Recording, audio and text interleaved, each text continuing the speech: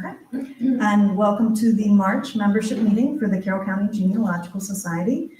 As I said earlier, my name is Heather Owings. I am both the president of the Genealogical Society and the branch manager here at the Finksburg branch. I had the great pleasure this year to go to the Carroll County History Day Expo at the Winters Mill High School for high school students. And this was last Saturday, well, Saturday, March 1st, all the Saturdays blend. This was the opportunity for students at our Carroll County Public Schools to create history projects. This year, the Carroll County Genealogical Society decided to do a local award for students that incorporated genealogical resources into their program or presentation. So first, a big shout out to Jen McDonald, who was the coordinator of secondary social studies, who organized the entire thing because it ran really well. And having run events, I know that there was a lot of work involved in that.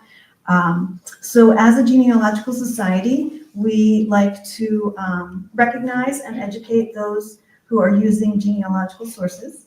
And these students used oral history interviews in their project planning. So without further ado, I would like to award this certificate to Marla Fullen for the use of oral history interviews in the Chicano Civil Rights Movement project completed for 2025 Carroll County History Day. I'm going to bring this up for Marla. This is also for you. You also get a student membership into the Genealogical Society. That's good until you graduate high school. All right. And I'm going to award this one to Rosemary Sanchez. She also participated in the same project. There's that for you. And again, you get student membership. The third student that we recognized was Lily Nestor, who did a program on early American immigration, and she did an interview with her grandparents. So as a genealogist, I'm a baby genealogist, just start now. There's a quote that I really like from H.P.R. Finsberg, and he says that family, local community, national state, and global society are a series of concentric circles. Each requires to be studied with constant reference to the ones outside of it and built upon the ones inside of it. So each one of these builds upon the other. And so I just wanted to recognize the history, the family history that they then use for a local community project to show a national and global society issues. So again, girls, thank you so much. We're very impressed. And I won't keep you any longer because I don't know that you want to see cemetery preservation basics. All right, thank you. Thank you.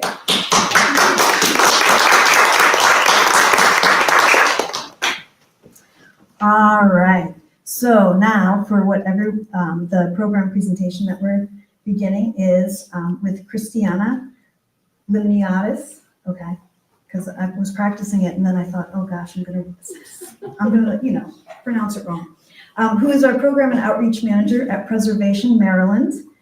She has an MA in Historic Preservation from Cornell University and a bachelor's in History and Political Science from the College of St. Rose. And she will come and speak about his importance of cemetery preservation. And like I said, if you signed in with your email address on the sheet inside, we will give you a copy of the slides later. So without further ado, Christiana. Hi. And I'll grab this for you. This will be your. Hello, everybody. How are you? Hello. I rarely stand still when I'm giving a presentation, so this is going to be a fun experience. Okay, hi, Christiana Limniatis, Program and Outreach Manager for Preservation Maryland. We are your statewide historic nonprofit organization. We are here to provide you advocacy, technical, and financial support when there is financial support available. It is so vitally important for us to make sure that you as concerned historians, as stewards of our historic built environment, have access to the resources and tools and education that you need to be in charge of your own preservation destiny, because we can't be at every meeting. So it's educational opportunities like this that are our bread and butter to make sure that you guys have what you need. In addition to providing preservation services to the state of Maryland, we also power the Campaign for Historic Trades. The campaign is a national workforce development program working to expand and strengthen careers in historic and traditional trades. So we partner with the National Park Service, their National Preservation Training Center in Frederick, and work with them to get more and more young people involved in traditional trades. Our agenda for tonight, very much a crash course. Kind of putting everything together. Traditionally, we've kind of separated out our cemetery work, and we've really focused on the hands-on workshops.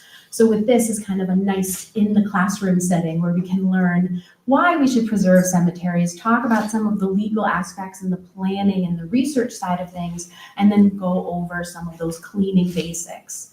At the end of the presentation, I have a pretty sizable list of resources that you guys should check out where you can learn more. Again, that's why it's super important, if you haven't already, at the end of the day, the program, to make sure to sign the sign-in list so you can get that email follow-up. All right, let's go. Cemeteries, they're not just places of burial, right? They are vivid record of our community's history. They are primary resources for genealogical data. I think we're already chit-chatting in the audience about how important they are. Information about your own family, about your community, your organizations, just so much data on there. And not just the written words that are on those headstones, the biographical information, the genealogical information, but also those symbols and designs on those headstones, on those artifacts, on the pieces of architecture. Those also communicate things as well. So again, just like layers upon layers, Inception movie view of all the different ways that the information is stored there. Cemeteries also display folk and fine arts. I think in preservation, we have a tendency to focus on those higher style artist designed resources, but cemeteries is an opportunity to highlight those folk arts and folk traditions that exist in our communities. In preserving cemeteries, we're preserving natural and man-made landscapes. And we'll talk about that a little bit because of the evolution of cemeteries and how they were designed. So we have natural and man-made landscapes.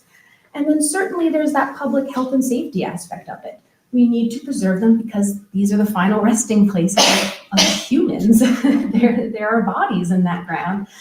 There's a level of, everyone has their own belief system, but I think we can all agree that it's respectful to not desecrate those final resting spaces and to make sure that they're treated safely. And then certainly if there are needs or issues happen where we need to excavate, we need to get into the ground, we need to fix something that's going on, we need to make sure that we're following the correct laws and policies and procedures, because again, there's a biohazard factor in there.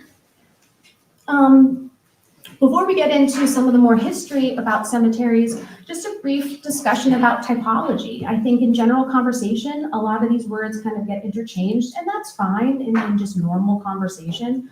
But when we're looking at preservation planning documents, cemetery preservation guidelines and things, these are kind of the general way that these terms are used, right?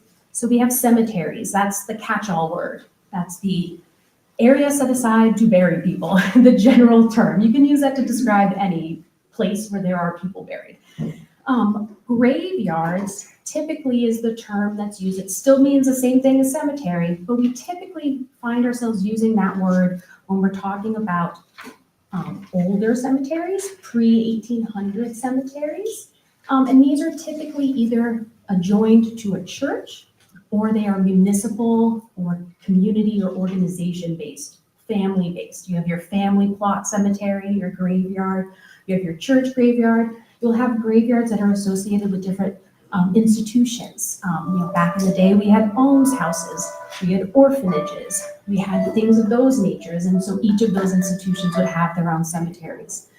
You'll also often see where there are ethnic or community groups that form their own cemetery because their members might not have had access to other cemeteries that existed. So you'll see Oddfellows cemeteries, or Italian American organizations, Irish American organizations. They would have created their own cemeteries for their people, right? And I do just want to clarify that I write church for a specific reason. When we look at monotheistic religions, Christianity pretty much is the only one that does allow for burials to happen next to their place of worship. There are a lot of rules in Judaism and in Islam about the treatment of the dead and where they can be, and their leaders in their faith who can and cannot be in those types of places. So when we talk about Jewish cemeteries, Muslim cemeteries, and other monotheistic in that realm, they're usually on a different spot. But churches, there's no rules like that. So that's why they're always pretty much right next to them. Rural cemeteries, that is, we're going to talk about that in a couple of slides, a little bit more detail, but that is really that romantic kind of cemetery vision that we see today in our modern era. Pretty much every cemetery is kind of modeled on this. It's the garden-like cemetery. It's not just the utilitarian where we're putting our dead people right now. It's a natural experience. It's architect designed, rolling, rambling hills of peaceful contemplation. After that develops, we then go into the memorial park realm. And this is very much a modern era car invention of the cemetery. Rural cemeteries were made for carriages and quiet strolls through parks. Memorial parks, memory gardens, lawn cemeteries are meant for going and visiting your family in your car. They are going to have flat markers. This picture you see here does show some flowers and flags in the ground, but most of them really strictly regulate that. The whole point is that they want to be able to maintain the grass with a riding lawnmower. That is what these cemeteries are about. So they still have the rolling hills, but they want that ease of maintenance. It's cheaper on the families paying the bills. It's cost effective for the staff. And then national cemeteries, capital N, capital C, national cemeteries. These are designated by Congress. They are places for our veterans, places for certain types of federal employees, presidential cemeteries, congressional cemeteries. When we talk about national cemeteries, especially specifically those for veterans, they have a specific image to them. There is a set stone that is being used. They have a set way of maintenance and approaching the preservation of those cemeteries. And they are all federal property, so you can't just walk in and start cleaning some national cemeteries. Again, this is all kind of a general timeline, a general kind of typology. All of this is so particular to the region that you're in, the community that you're in. There's such, while we share a lot of common similarities in how we deal with our burials across the country, there's definitely going to be variety in this based on where you are. So just to very quickly run through history, because we don't have all night. We have to keep in mind, Maryland history does not start with the arrival of Europeans in the 1600s, yes.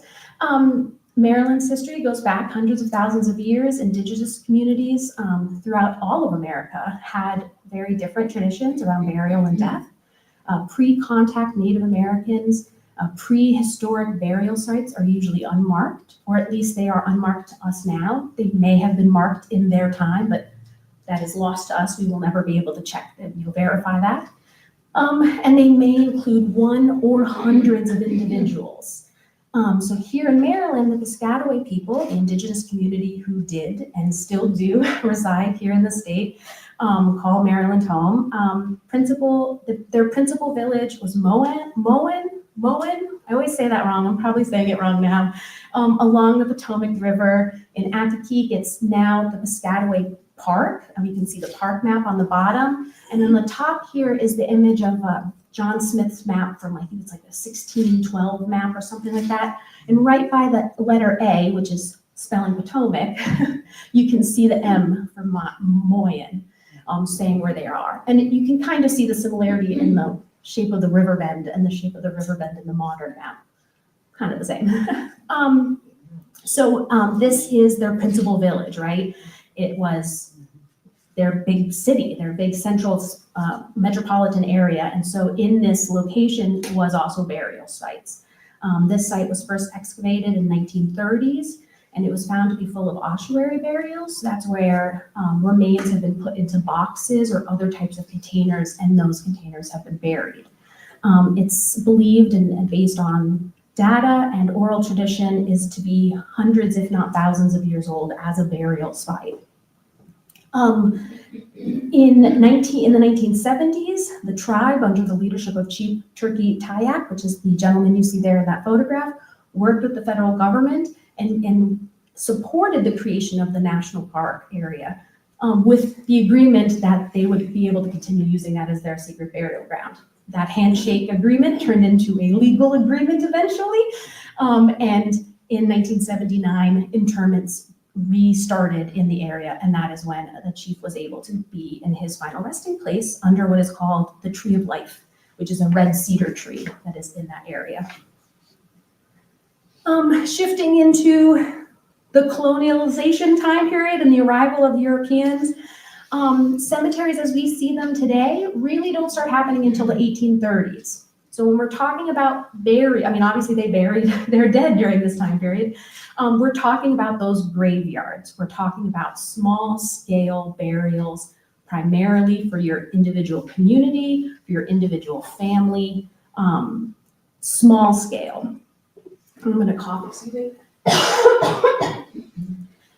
You also have to understand, just as the living day of this time period was heavily segregated, burials are also going to be heavily segregated. So you're going to see a vast difference in the way that white landowning individuals have their cemeteries look and how they're organized compared to enslaved African Americans and Black individuals. So that is something to keep in mind there. Our earliest European interments that we found is the oldest is from St. Mary's City, our oldest colonial site. You can see the conjecture drawing of what that original fort looked like.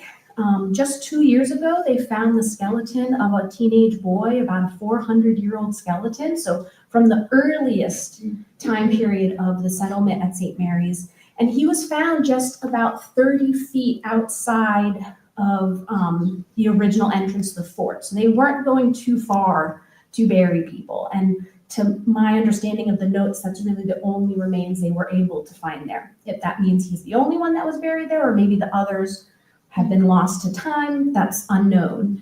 But it wasn't that far away from where they were living. The oldest family cemetery that has been found is at Patuxent Point, and that's what that map is on the right-hand side that you'll see. Just a little bit up the rivers/bay, however you're describing the waters, up from St. Mary's. And that was a burial, finding of 19 intact individuals. Most of them, they believe, were white Europeaners. There was a young man who they believe might be African American descent, but the data just wasn't available. The bodies have been decaying for long enough that data isn't, that science isn't there. Those individuals were buried about 80 feet away from where they believe the house foundation was. So again, very local to your home, staying close, not big, huge places where many people are being buried. And then everything changes. So, during the colonial times, that first era, again, small scale burials. But then we get to the 1800s. Thank you so very much. We get to the 1800s, specifically the 1820s, 1830s. And we are a middle-aged country, right? We've been around for a good minute. Our cities are getting really dense and really popular. We're getting the Erie Canal. We're getting the beginning of railroad development. We're really a bustling place, right? And so our cities are getting really packed. Land is more valuable for buildings. Health concerns are encouraging that burials be moved away from our downtown districts and from the height of density and moving them away out. They're starting to understand how water can get contaminated and how that all works. And then people are also desperate for that open green space, that community space. They're thirsty for nature that is not polluted by the big bustling urban cities of the 1820s. All those horses, I mean, that was just so much. I can't imagine. And as that is happening, as that's happening, we're seeing the rise of something called romanticism, right? So that is a literary and artistic movement that is all about nature and love and just fluffy-duffy beauty, right? But heavy on the nature. So all of this is happening, and it's like, oh, we need beautiful places to put our families. So in 1831, we have the development of Mount Auburn Cemetery in Boston. And that is the beginning of that rural cemetery movement. It quickly spreads across the country, or what is the country by then? We're only really heavily populated up until the Mississippi River. Some stuff is happening on the other side by now. And so 1831 is that first one in Boston. 1839, just a couple of years later, we have the dedication of Green Mount Cemetery in Baltimore, which is the first official green, rural cemetery that's built in the state of Maryland. This beautiful, romantic, gorgeous, it's romanticizing this entranceway to this cemetery. And you can see from the map of the area how, you can, even though it's not necessarily telling you the topography of it, just by the winding curves of that map, you're left to believe, and just that's all you're left to understand, is that there must be some sort of hill there. It's winding around. And for those that have been there, it is definitely, certainly a nice, winding, beautiful cemetery. And then this style, this aesthetic for our cemeteries, again, it pops up everywhere. There is pretty much, whether it is a capital R rural cemetery or not, if it's designed by an architect or not, but you see beautiful rolling hills, the attempt of recreating this in cemeteries in pretty much every city in Maryland. Every community, every major community starts to develop their own version of this kind of cemetery. When we talk about cemetery preservation, we cannot not talk about African American cemeteries. Chattel slavery existed in this country from day one of colonization. Just as every living moment of day was segregated and dictated by the rules associated by that, that also lay into death. Because of that, you have early enslaved burial grounds being either purposefully lost to history, that the owners of that land just did not care or value those individuals. So from day one, they were just kind of forgotten. And there are others that are, due to time and the loss of community and migration of individuals, those places have been lost to time. So we have to be aware of that, because again, they're not documented, they're not labeled. We might discover them through accidental means, through development projects. So that need for research is very much a necessity, so that we can find these lost places. Also, a lot of the reasons why the more modern issues we've had with African American cemeteries, where they have been removed and desecrated and literally paved over in the name of progress as part of urban renewal and other racist planning programs, we have a lot to rectify and to kind of come back from. So here's a couple of headlines that talk about that. Just a couple of years ago in 2022, again, to kind of take a step in the right direction to increase the research and documentation of these places, the Maryland Commission on African American History and Culture, in conjunction with the Maryland Historical Trust, produced the report that you see on the screen on the right hand of African American cemeteries. It's not an exhaustive list. It is definitely very much a first step in this attempt, but it's very much something that we need to keep in our minds as we do this work. Okay, very much crash course through history and importance. Any quick questions before we move on? We'll definitely answer more questions at the end. Okay. So now we're just going to touch on those kind of legal implications and the questions that we need to think about. Every cemetery is going to be different. Every project is going to be different. So we're really kind of talking in general broad strokes on here. It's very much what you want to do at the cemetery, who you are, who owns it. All of those kind of moving parts dictate what laws might be applicable to you or things that you might need to pay attention to. So, thank you. Major off, ignorance of the law is not an excuse. So even if you think you know every single thing about what laws, impact whatever you're planning to do on your cleanup or your advocacy, whatever your cemetery project is, make sure that you take a step to check those local and state laws.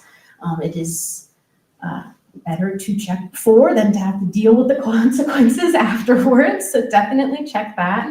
Owner approval. If you are working in a cemetery that you do not own or your organization does not own, you have to get owner approval.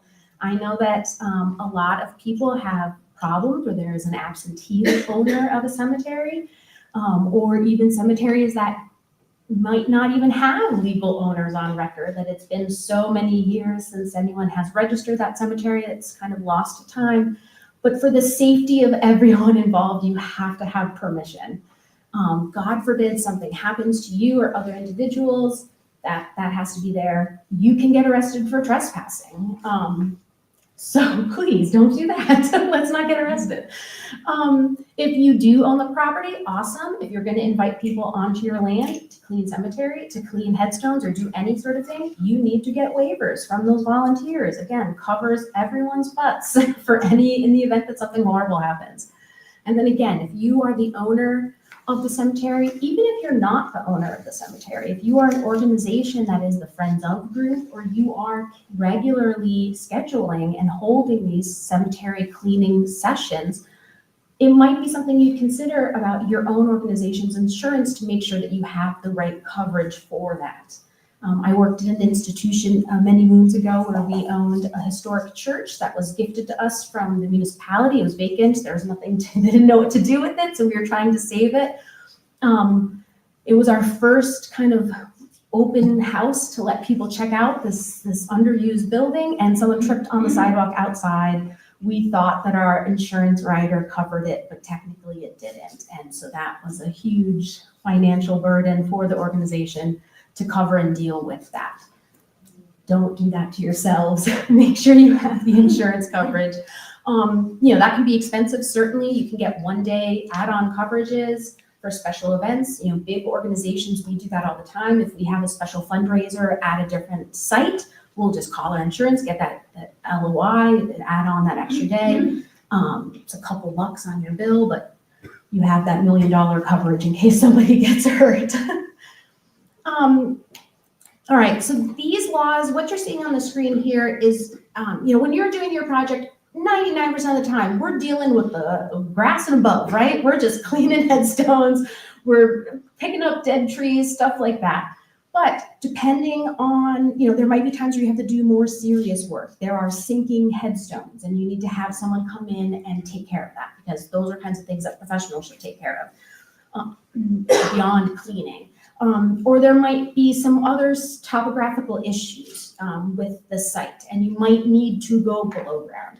These are kinds of the laws that you need to know about in the back of your brain if there is going to be ground disturbance. Again, it's very much dependent on your project, or also if your cemetery project is involving one that is endangered, that is one that hasn't been documented as much in the past. And it's similar to the photograph that you're seeing here, where you are trouncing through lots of grass trying to figure out where are the burials.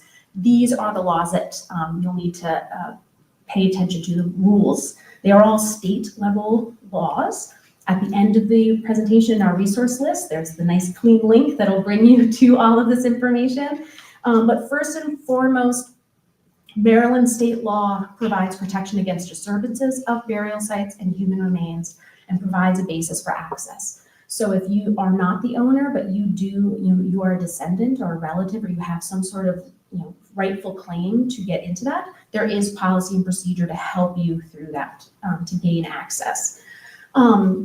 If you are dealing with cemeteries or burials that are on state-owned or state-controlled property, you have to get a permit from MHT, from the state, to do any ground disturbance. Again, that's not cleaning, that's not a ground disturbance. But again, if you have broken stones or want to do some small scale excavating with trained archaeologists to figure out if the information you have is correct about the location of burials, you will have to have a permit for that.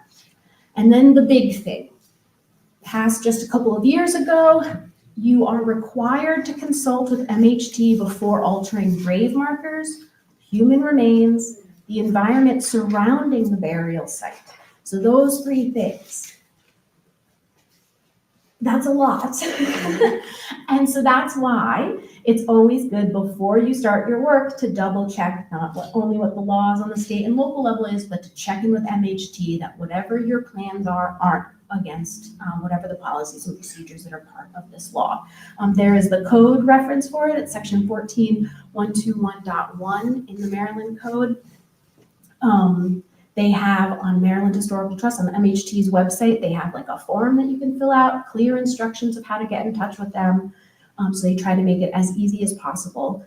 I understand that some people see this as unnecessary regulation, but again, I want to strongly encourage everyone to kind of take that moment to pause that we are dealing with some of the most sacred spots in our state. Our ancestors are there, so it only helps everyone to kind of take that pause and make sure that whatever our actions that we're going to undertake are within best practices and best standards and won't cause more damage. That is really the point of this. We don't want to cause damage, cause harm, break laws. That's number one right there. There is also mechanisms and opportunities to help you report historic cemeteries that have been forgotten to time. MHT does maintain a list of cemetery laws by jurisdiction, so it'll be county and local municipality level laws that exist. Here in Carroll County, the only law that exists is simply within the kind of the tax code or general zoning regulation, where if you own property that has burials, that has a cemetery, you are required or you shall record the location of the cemetery with the county, so that it just has to be marked that the cemetery is on there. That's the extent here in Carroll County. Other counties, other cities, villages have stricter rules, have more developed programs because, for a variety of reasons, but might have more developed ones. So again, if you're leaving Carroll County to work on cemeteries, I definitely highly recommend checking that list to see what local laws might impact your work. And then for modern and active cemeteries. So even if you are a historic cemetery, if you are actively taking in new burials or know that you have planned future new burials, so maybe it's a closed family or community cemetery, but you have descendants and relatives who are planning to get buried there, you need to make sure that you're checking in with the Office of Cemetery Oversight. There are permits and licensing that active cemeteries need to maintain to stay in accordance with the law and to operate correctly. So you have to make sure that you're checking in with them.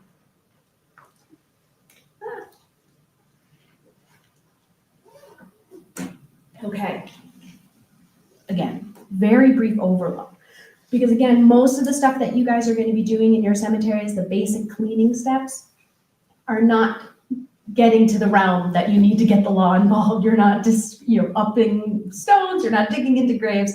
But again, things can go crazy. You might think the day starting is a simple cleaning and then a stone falls over and you have a whole problem on your hands. You need to have that background in your brain of being aware of what laws apply.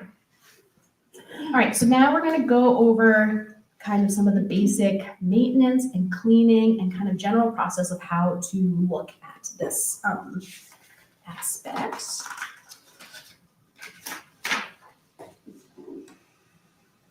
Okay, first and foremost, prepare yourself, right? Before you go shopping for supplies, before you even send out a volunteer email, before you do anything, you need to prepare. Knowledge is power. We need to have all of this information so that we can best prepare and be the wonderful cemetery stewards that we know we all are and want to be. So first and foremost, and this is again in kind of a perfect world organization and process of cemeteries. You're starting from day one, you have this beautiful cemetery in front of you, and you're creating your plan of how to protect it and then how to preserve those stones into perpetuity. It's not always going to be nice and clean like this, right? You might need to just get in there and start doing some work and cleaning and stabilizing stones and doing that. And then you'll have a team working on the research side or things happening simultaneously. But we're going to kind of go in this linear explanation for the right now. So first and foremost, you need research on your cemetery. Many cemeteries already have MIHP forms, those Maryland Inventory Historic Property forms. It's just an inventory form that kind of details the history. A lot of cemeteries have been already listed to the National Register of Historic Places or the local registers of historic places. So there might be formal nominations that have the full, beautiful history there. So some of you might be cheating and have all of that done already, but most of you will not have any of that done, and you'll be starting at zero. So pulling up all the information, not just the fun or heartbreaking social and cultural history of the burials of the individuals that call that their final resting place, but the development history of that cemetery. That's something that oftentimes gets forgotten when you have your committee working on the researching internments and researching the history up here. That is so very important because now you fast forward to 2025 and you're suddenly seeing that you're having issues in your cemetery. You keep seeing the same spot of your cemetery having sunken stone problems or a particular type of mildew or mushroom that's growing there. You got no idea why it's happening. Well, if you had your full development history, maybe there's a hidden stream under there that no one knew about. And that's what's causing that to happen. Or some other situation like that. You might have information about it was expanded in a particular time period. Well, what was the fill that was used to expand that cemetery? You know, maybe it wasn't just the natural dirt that existed there. Maybe they had to truck in some extra dirt to help create that landscape. What if that dirt is not the same dirt that you have in your naturally occurring in your land? So those dirts over time are going to settle differently and create challenges and differences in the topography than other spots. So having that knowledge is super important. I was working with a cemetery once where they were having sunken stones and it just kept happening. And it all of a sudden, you know, through the research and everything, realized that there was a hidden stream that had been put into the ground many, many years ago into the sewer system. Well, there was an improvement miles down the road where a sewer junction had been replaced. And when they put the modern thing, everyone forgot that the stream was there. And so they didn't know why the original one was configured the way it was. So they simplified it and made it the way that made sense to them in that moment. But in doing that, that underground stream was now free from the sewer line and was just free flowing through the grounds. And so you had, you know, miles of people's yards being affected by that water infiltration. So again, things completely out of your control, but if you know the history of your development, you have that timeline map of your cemetery, you can learn so much information from that. So yes, researching, documenting, keeping notes of where you're getting things, citations, all the 9 yards. So you have your history of your cemetery. Now you need your site survey. You need to know the today, right? So, you know, again, you can't necessarily just show up one day and say, we're going to start cleaning if you don't know what you have and what are the problems with those stones. So there is resources out there to help with site surveys, inventories of your cemetery, creating maps of all of the internments, documenting each of the burials, taking notes of not only the names of who belong to them, but assessing their condition. So then you can then create your long-term planning, sneaking ahead a little bit, stealing my thunder from a couple of slides. If you know what the condition is, you can grade them and then create a nice, easy plan moving forward because you know, oh, all of our grade 5s, the worst, need to happen this year. Next year, we'll start on the grade 4s and so on and so forth. There are lots of resources available out there to help you figure out how to do this site survey. It's totally doable. You and your team and your group of volunteers could definitely do this work yourselves. There's also professionals that you can hire to do this type of work. This is instruction, you know, a white paper on survey methodology, and they're using one of the cemeteries in Louisiana, the St. Louis Cemetery for it. And so that's what that map that you see at the bottom is all of those above ground tombs that they use in Louisiana. So that's why they're all nice and square and packed together. Your maps are not going to look like that. There'll be much more space in between them. But again, on our resource page at the end of the presentation, I have a lot of resources of information on how to do this site survey work. Again, like I was saying, you can't just show up one day and start cleaning. If you have a cemetery that looks like this, each of these pictures has a completely different issue, are completely different materials, and will need completely different method and materials to address those problems. So again, so that you are prepared, you're shopping smart and planning volunteers smart, having that, knowing what each of these conditions are and what those problems are is going to just be saving money all the way through in the end. I was going to tell you some more about these, but there's too many. I don't know. I don't have all the stories for all of them. But this one is definitely my favoriteest one. That person's been long gone. All right, so moving on to preservation plans and long-time priorities. So you did your history, you did your present day conditions. This is where you marry them together and you figure out your plan for the future, marrying those two pots of data. Now, the kind of the best case example, the top grade, the extra star, extra credit gold star kind of thing is creating a master plan where you have your full history of your cemetery and the plan moving forward of the things that you're going to fix every year. Not just the things, the priority list for every year's projects, but the organizational vision too, programming vision. It's a huge kind of document. Not every cemetery needs that. Not every organization needs that. So if that fits for you guys, that's awesome. But for most people, that's just too much infrastructure, too much documents than what you guys need. The cemetery is not that large. The organization isn't that sophisticated. We're just cleaning on the summers and then coming back every year.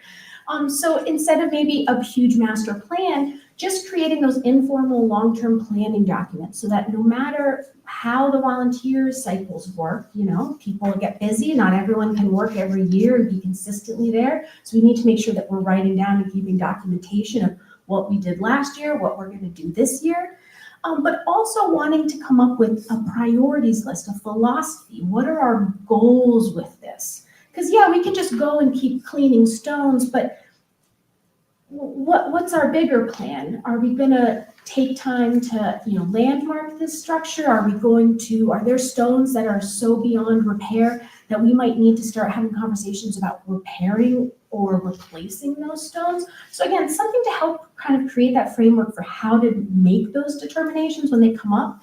And what you see on the screen here is the principles of practice that were developed by the Coalition to Protect Maryland Burial Sites. And we're going to talk about them in the resources. Humongous, wonderful organization. Many of you probably already know about them. So they have their set of principles. There is the National Association of Gravestone Studies. I got that wrong. It's on the resource page.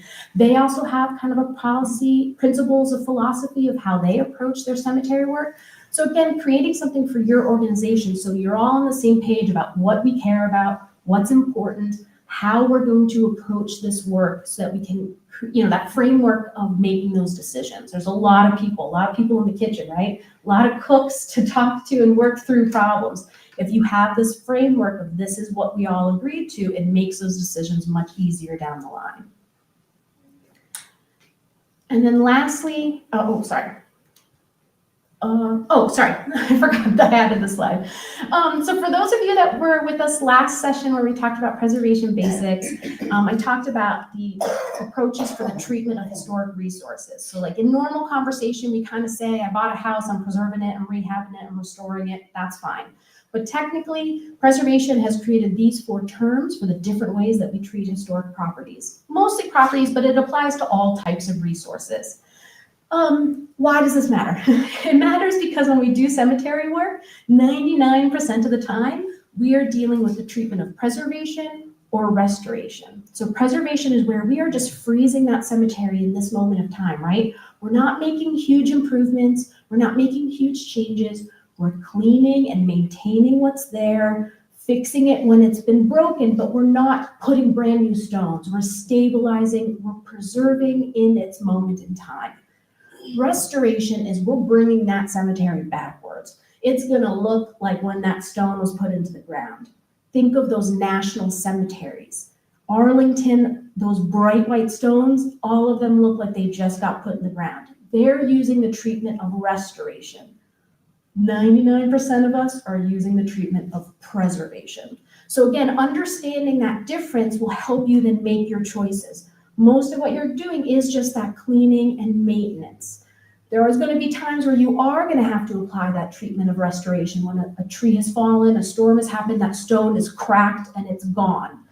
Again, you as an organization might determine maybe we're not going to put it back. Maybe we'll take that stone, put it in a safe exhibit space, and just stabilize the area. Or you might want to do that treatment of restoration and find a brand new stone to replicate and replace that one there.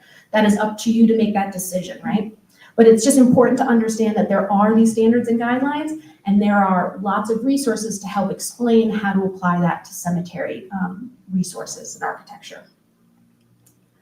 And then lastly, that training and seeking professional help.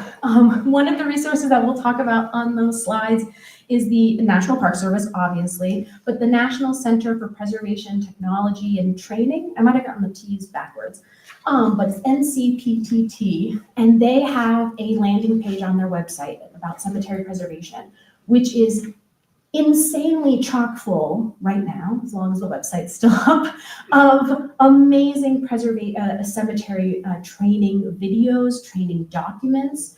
I was watching some of them last night and this weekend when I was putting the presentation together, and there were some that I didn't even know that they had on there. Just really great resources there. So again, lots of professionals that you can hire to help you do these things, but so much great research and trainings available. I do just want to caution, and I think again in the audience that we have tonight, I think you guys will understand this. There's lots of great people out there with lots of great information. Academics and armchair experts, and that's great, but we just want to make sure that we're careful when we're looking to those armchair experts. Because sometimes, I'm on social media, I got a TikTok, I get these crazy videos of people going out into cemeteries and cleaning it, and a lot of them make me cry because they're using very wrong materials, and they're teaching people way too abrasive and aggressive methods, and we'll talk about that. So again, making sure that it's not that everyone has to have 500 letters after their names and only doctors or very educated people can be the ones to share this information. We want to make sure that we're taking it from an accredited person, from an educated person, from someone that has that actual experience and knowledge. Obviously, the National Park Service is a trusted source. And then seeking professional help. So much of this cleaning and maintenance stuff can totally be done by just normal people off the street.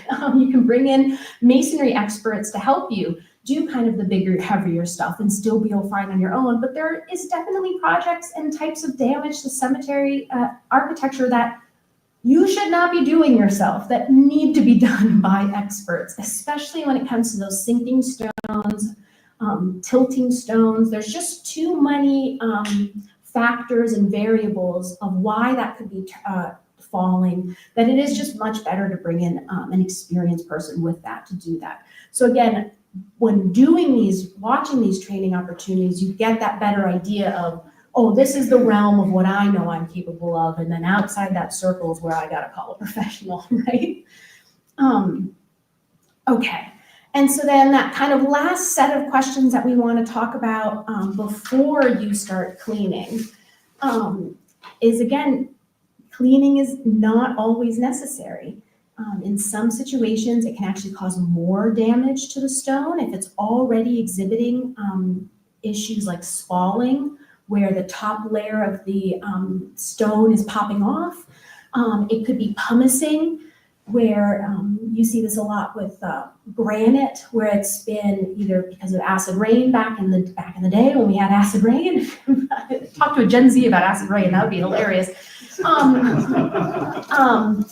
Acid rain or other kinds of conditions where it starts to look like a pumice stone. If you touch it, it's graining. You do not want to be cleaning that. You're going to be causing more problems with that, right? So there's ones that are already damaged that we don't want to clean. But But also, I mean, I made the little joke, I forgot that I had the consider the patina on here. Stone gets a natural patina. We think of it as this metal, this like thing that isn't alive, but stones are alive. Water moves through stones. Stones live and breathe, really. So stones get a natural patina, whether they're in a cemetery, they're on a building, a statue in the middle of the park, there is that natural patina. And if Antiques Roadshow has taught me anything, it's not to rub off the natural patina on some sort of item. So again, is it dirty or is it the patina? Does it actually have to be cleaned or not? So really asking those hard questions. I know we all love cleaning and we want them to be shiny and bright, but we really have to take that pause. Is it worth it? Is it the appropriate moment? If it's all good, and yes, we do need to clean, we want the least degree of intervention possible. That's the technical way they word it in all the standards and guidelines. It means the gentlest methods first.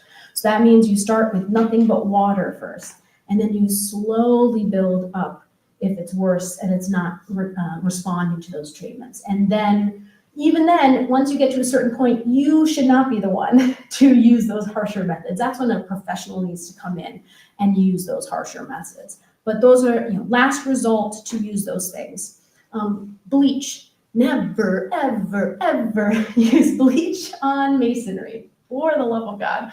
Abrasive cleaners, power washing. I know it seems so tempting to take that garden hose even and to put your thumb over it and rinse off a stone. That's pressure washing. It's not the high-speed one that you're cleaning your driveway off with. But if you have any of that sugaring starting or spalling starting on that stone, that garden hose will encourage that deterioration, right? It'll cause more to pop off right in that moment. And then sandblasting, which who would bring a sandblaster into a sand? That just sounds hilarious. But don't do that. That is absolutely the worst thing in the entire world. You're basically scraping off the skin of your stone, exposing it to even more moisture. Worst possible thing you could do. Again, this is a redundant bullet point. Is cleaning necessary? Having that conversation. Is it stained? Is it damaged? Is it biological growth? All of those things take different approaches. And then last, but certainly not least, always test. Now, we're at this point, it's 2025, we've been using these materials for quite a while now. We know how it's going to treat certain things, but again, every locale is different. There might be some weird natural or geological or weather thing that happens in your community that has interacted with that stone that when we put that material on is going to react in a way that we're not prepared for. So again, testing on a side or a back, an inconspicuous part of the stone first to make sure that it's going to be okay, especially when it's stones that you have never dealt with before, that this is the first time that you're going to use these materials on. Okay, so your cleaning supplies. Let me get things. Oh my God, for a second I thought there was water in here and I was gonna be like, that's terrifying. Okay, so water. Water is so very important. You need tons and tons of water for cleaning stones. If you do not have water on site, then it is something that you will seriously have to consider about hiring a landscaping company to bring in a big tub of water. I'm not talking about everyone bring a gallon jug with them kind of amounts of water. I'm talking tons and tons of water. You'll want buckets, like big 5-gallon buckets. I didn't bring one. Everyone should know what a bucket looks like to help carry that water in. And then you'll want some sort of sprayer like this. There's lots of varieties of them, but again, it's pressurized, certainly, but it is much lower pressure than anything coming out of a hose or a faucet. So having something like this, you want soft, let's put this right here, soft plastic scraper. Here, just one of these kinds of putty knife things. This is what you're going to use to kind of gently scrape off the bigger pieces of biological material, of the moss, of whatever's growing on it, or dirt even. So plastic, never metal. And then you'll have your soft bristle big brush that'll do the nice big cleaning. And then you'll have some of these smaller detail, again, plastic, natural bristles to get into more of the decorative areas, the lettering, the wording. Yes, they're plastic, so they're going to be, or natural made bristles if you want. So they'll be, softer, but they still are abrasive, right? So even though we're using them, we want to use a light touch on them. We're not scraping off the back of the house to sand it down to repaint it. That's not what we're doing.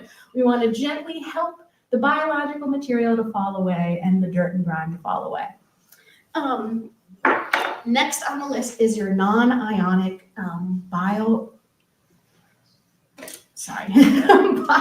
cleaner, which for all intents and purposes is D2. This is the brand that everybody uses. I always mean to look it up. Is this the only brand? Do they have the copyright, the patent? Is this the only one? But this is what everyone uses. I've never even known of a different company name than this. Sorry, let me just get my notes on. So it targets stains from mold, mildew, lichen, and air pollutants. It's biodegradable. It has no acids. It has no salts and no chlorine. We don't want acids on stone. I think that's kind of an obvious thing. Salts and chlorine will get absorbed into the stone, and then during normal frost and freeze cycles, the salt and the chlorine itself will expand and extract. So that's going to cause interior damage and then pop off into spalling or into crazing or any of those other things that happen to masonry.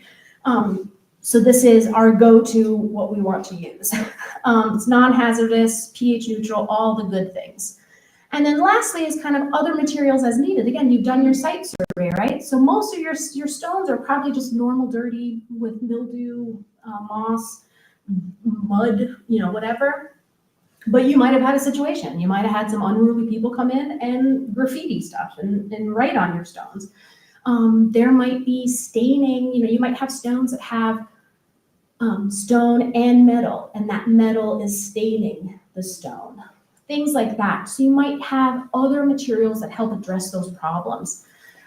Especially for graffiti, there's a thing that I love. It's my go-to first thing is creating a poultice, and there's recipes out there, and our resources talks about them too, where it's kind of this putty kind of thing that you make out of detergent and absorbent materials. It's like a little concoction, and it's thick, and you kind of smush it onto the stone and then cover it with the saran wrap. And then you come back, and that moisture that's in the poultice gets absorbed into the stone, and that graffiti, that paint, that whatever that stain is then slowly pushed out and absorbed by the poultice. It's slow, it takes a while, but no, it's the least degree of intervention, right? We're not scrubbing, we're not forcing that out. We're just letting nature and water move themselves across to pull out the icky stuff that we don't want anymore. So again, after your site survey, you'll know what those other materials are. And then most important, PPE gear, masks, gloves, eyeglasses. It's non-toxic, but I don't want to put D2 in my eyeball. I don't want to have that chance. I'm sure it's not going to do anything to you because it's not hazardous, but let's not have the opportunity. And then obviously beware, prepare yourselves. You're going to be in the sun, you're going to be in the hot. There's going to be critters, there's going to be insects, depending on how overgrown or not overgrown your cemetery is. There's going to be snakes. Nope, not going to your cemetery cleanup. Thank you. This has been a great day, guys. No, snakes and cockroaches, I draw the line. And then plants, poison ivy, poison oaks, prickers, all manner types of things. So again, if you're having a volunteer day, maybe not shorts, closed-toed shoes, all ticks, we live in lots of ticks out here.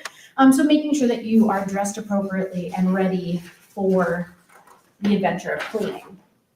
So onward to that adventure of cleaning.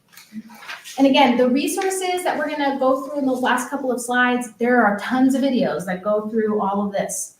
So the first step is to take pictures and notes. That is your first step. You want to document it before you do anything to the stone. That is not only so that you can put a super duper fun before and after photograph out on the internet to show everyone how good you did at cleaning the stone, but it's for your own records, right? We're documenting the history and evolution of this property.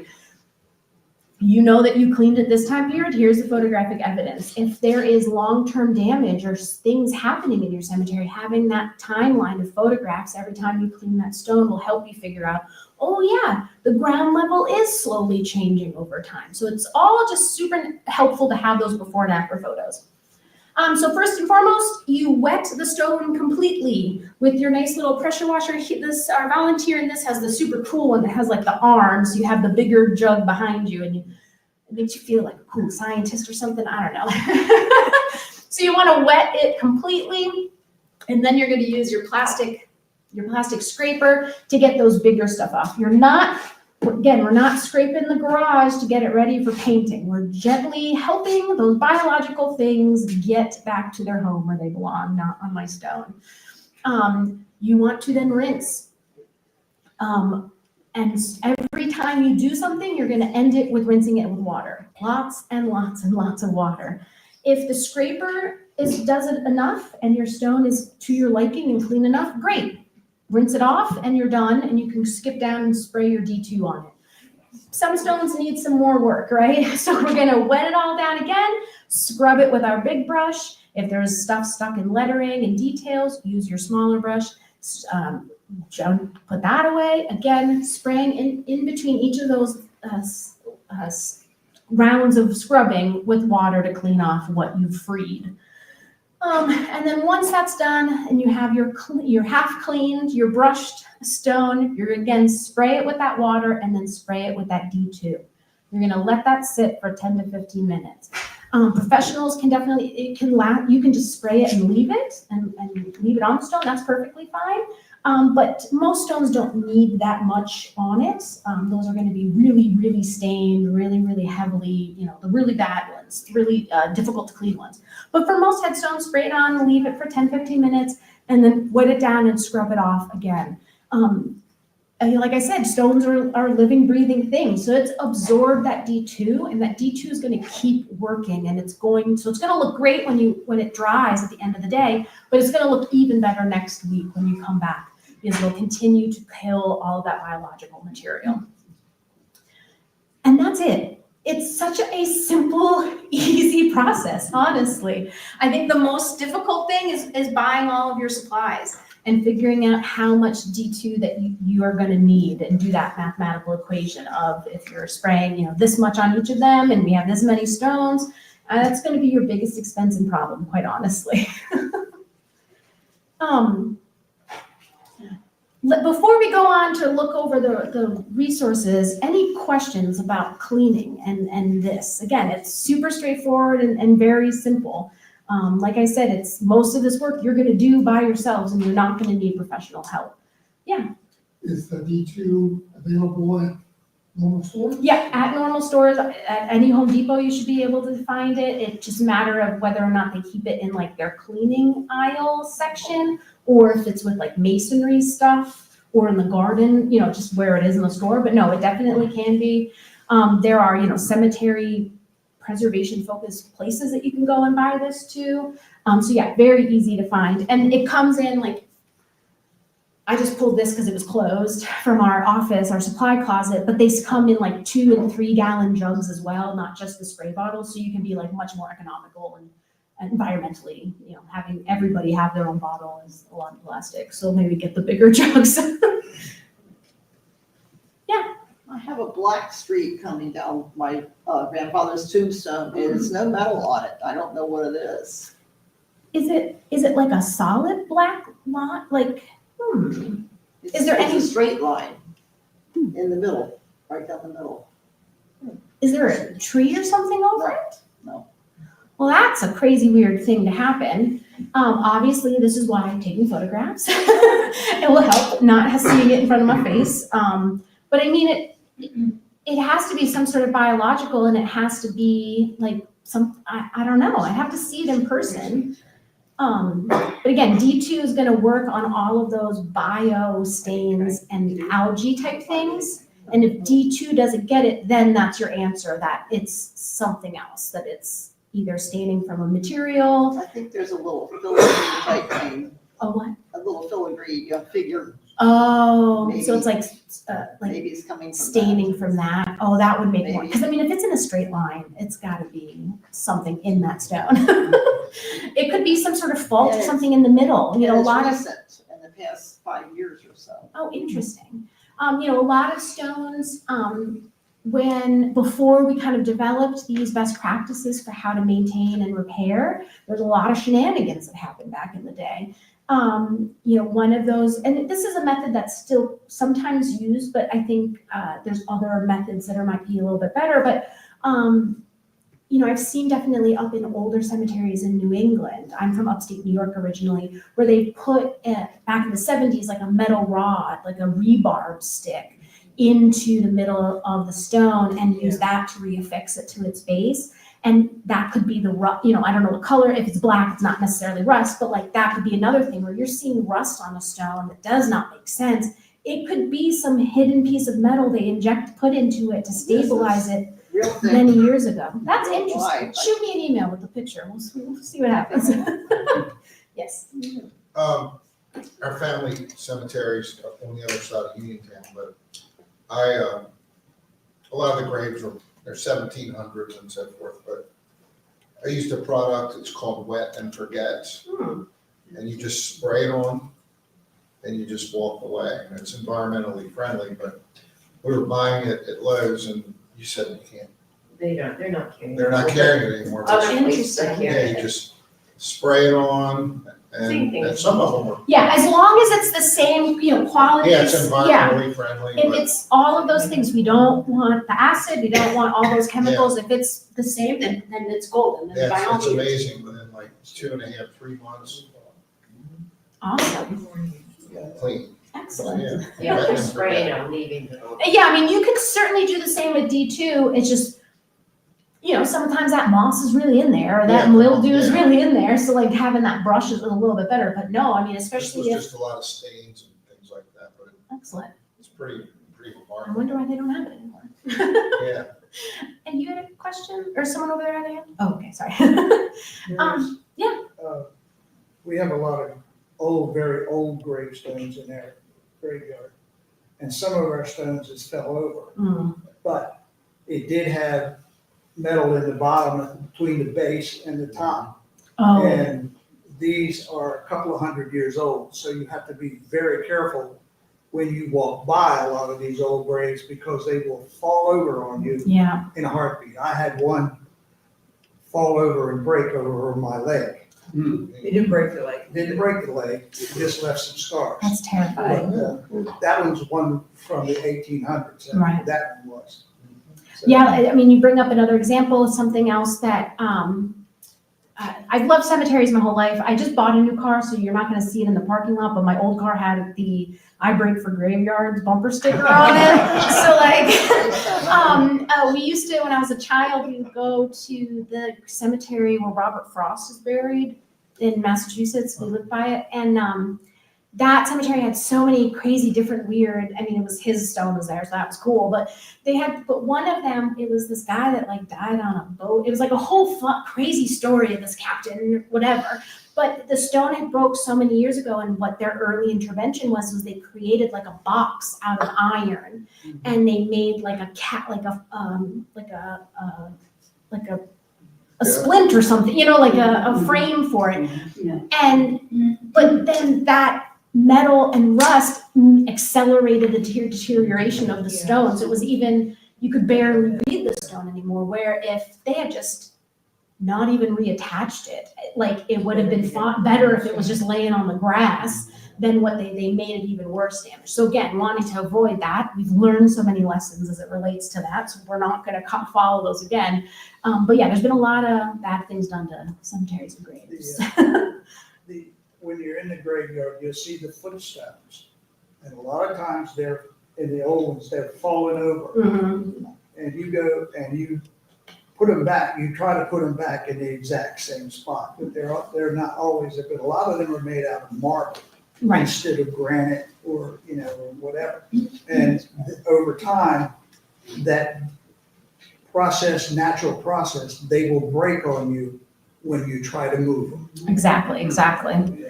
No, and then that's another example of where, that pre-research is so helpful, or just research in general is so helpful. I've had another cemetery that I worked with where, I don't really remember what the drama was in its history, but there was inconsistencies where there was a couple of rows where people's feet were meeting, right? And so the footstones, some of them didn't have footstones and some of them did, and then over time they moved and shifted. And there was like a thing that happened in the 70s or 80s, and they didn't really pay attention to the documentation, and they reset some of them, but they reset them to the wrong side of the aisle. So not as horrible as if it was the actual headstone, certainly, a little bit of wiggle room with that, but we don't want to do that either. Yeah. So again, yes, definitely. Be And very careful. there's a lot of variety in not just time period of who would have a footstone, but so yeah, you'll have them, you won't have them, they'll be missing and you won't realize it, but there's a hole and you'll trip and break your ankle. That's the other part, because the graves, a lot of them are from the 1800s. Yeah. So there's no vault. It was just a casket put down in the ground, and when that finally gets done, you will have sinking in the ground. Exactly. I had one section because we had a burial, so I had to go that morning and fill in that hole, and it was about 2 feet deep. Where that, because of that old grave, it dropped that much. Right. And fill it in so the people walking out there could go to that grave, the other gravesite, and for the burial. Right. And And that is, I mean, not exactly how you described it, but that's a perfect example of why you should be aware of what the state laws about dealing with remains are, because it might have started out and for years was that simple, we just needed to add some extra dirt to that spot, but that could have easily turned into a open situation that needed other people to be a part of, for real. So great example. Yeah. Excellent. Let's go talk about some resources, then we can do more questions. Full slide for our friends at the Coalition to Protect Maryland Burial Sites. They are your statewide organization dedicated just to cemeteries.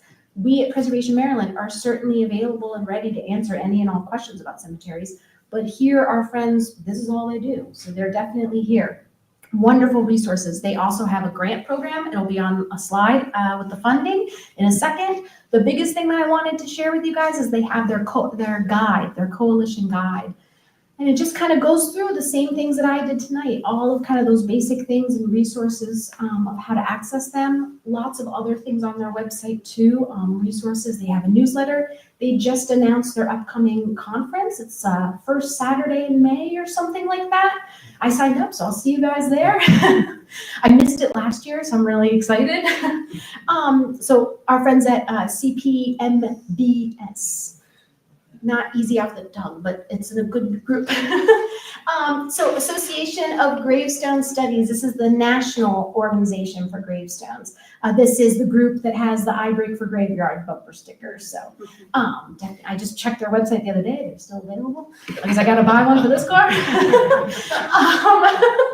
So yeah, wonderful, tons of information on their website. They have newsletters. They've also archived and made available their older newsletters. I was looking at some of them from like the 80s, super interesting things in there. None of it seemed to be keyword searchable just yet, but I'm sure that's around the corner. So definitely check them out. And then the National Center for Preservation Technology and Training, NCPTT, they are based in Louisiana and Natchez. I never say that right, and I lived in Louisiana. Anyway, this screenshot from the website, it makes it look like it's just like a simple, let's talk about cemetery. There is 5 million amazing resources available through this website. Just every time you click on a different tab and a different page, there's just more videos, more PDFs of resources. So definitely take some time to explore that website.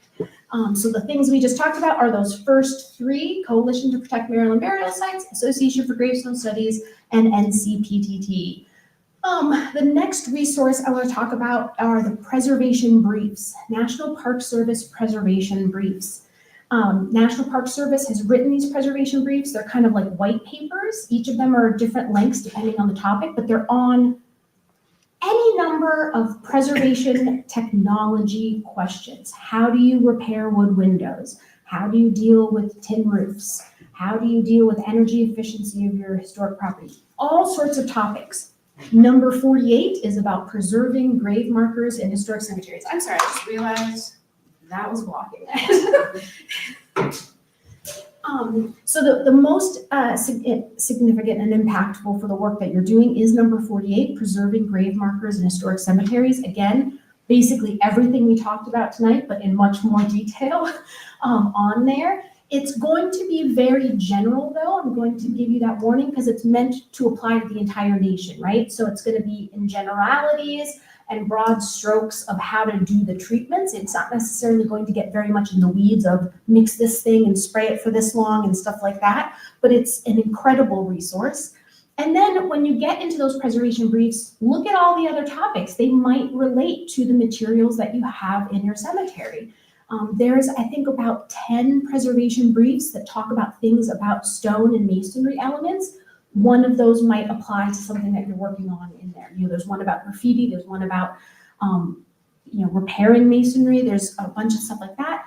The dangers of abrasive cleaning to historic buildings. Obviously, that one is using buildings, but it's going to apply to the stone in your cemetery too. So that's a great resource. 27 is the maintenance and repair of architectural cast iron. If your cemetery was built before, the 1880s, if you have metal fencing that's historic, it's going to be actual cast iron, not modern day fake cast iron, but actual cast iron. You might even have, we mentioned a couple 1700s cemeteries, you might have actual wrought iron in those cemeteries, not the modern stuff that you buy at Home Depot that looks like wrought iron, but truly wrought iron. And that preservation brief will give you the tips on how to deal with those. So much information in my work. I'm constantly, every person that reaches out for a contractor recommendation, I always provide them with the preservation brief that corresponds to that work, because even though you're paying someone to do that work for you, the more you know about it, the better you can manage that contractor, right? And be able to understand what they're doing. So I can't speak enough about the amazingness that are preservation briefs. And there's a bunch of them. The National Register Bulletin, number 41, is about the guidelines for evaluating and registering cemeteries and burial places. So the National Register Bulletins, this one's 41. I think there's probably about 50 or so in total. These are all the documents and guides where the preservation briefs are the technical side, how to physically fix and repair things. The National Register Bulletins are about how to do the preservation planning side, how to get your thing listed to the National Register. So this explains how to do that nomination for cemeteries. There's just a couple of nuanced things that you have to consider when you're nominating to the National Register. Even if you're not going to nominate your cemetery to the National Register, or if it's already nominated, it's just a great document to help you kind of evaluate what is the significance of my cemetery. Obviously, lots of people are buried there, lots of historic people, but is that the story, or is there some other narrative? What is the helping to figure out that and evaluate that? So it's really great for any sort of research that you're doing on your cemetery. The Secretary of the Interior, SOI, standards for the treatments of historic properties and the guidelines for the treatment of cultural landscapes. So a couple of slides before, we talked about those 4 treatments, how you can preserve, restore, rehab, and reconstruct. And so those, we have that for the historic properties, but we also have those same 4 treatments applied to cultural landscapes. So this document will look at cultural landscapes and what it means to preserve, rehab, restore. And so here is where you'll find more specific guidance for cemeteries and how to apply those treatments to your natural and man-made landscapes. The National Park Service has a Cemetery Preservation Foundation. You'll get to it from that NCPTT link, but I included it separately as well because this one is the one that has the most videos, all nicely in one little line. It's like your coursework for cemetery. So it's nicely organized there. So that's why I wanted to share that one. The National Trust for Historic Preservation, NTHP, has their book called Preservation of Historic Burial Grounds. It's a little bit older, but it's still very much relevant. And that's a PDF version of that one. And then Maryland Historical Trust, I realized after I emailed my presentation to Heather that I had misspelled that word. I apologize. Historical Trust So that first link that you see there that just says cemeteries, that is the major landing page where all the cemetery information for the State Historic Preservation Office is accessible. And then I also included that second link, which is a PDF about GPR, that if you're scanning, you're doing that kind of serious work, it has the instructions of how to scan cemeteries. So if you have burials that are missing and you want to do some investigating, that's how you would do it. I just put it in there for interesting. You need to get a grant to pay someone to do that for you. It's not like you can just rent a GPR machine and do it yourself. And then, like I said, communities across the state have also created local level laws relating to cemetery management and things.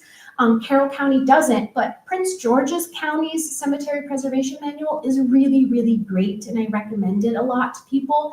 It's based on all of these standards and guidelines that we already talked about.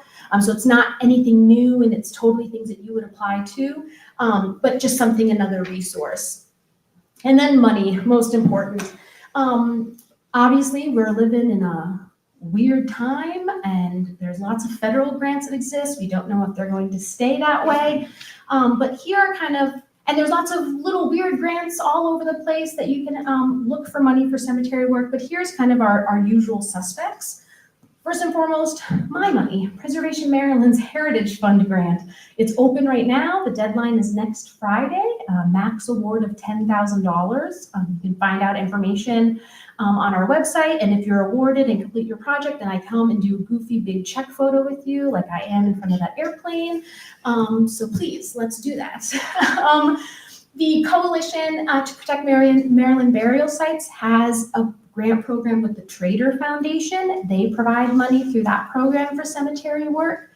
Maryland Historical Trust has several different grant programs, and almost all of them, cemetery work is an eligible expense. You might have to hit other eligibility requirements depending on the program, but most of their programs do support cemetery work.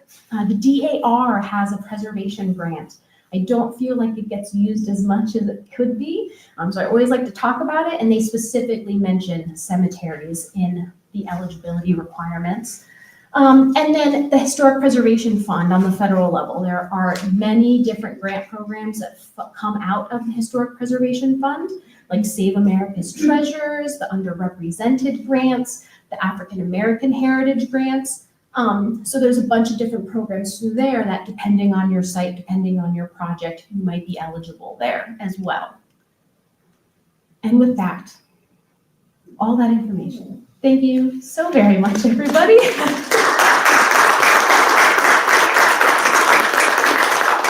We are right on time, but if there's any other questions, I'm here if you have them. Thank you so very much. Good night. And again, make sure if you want the follow-up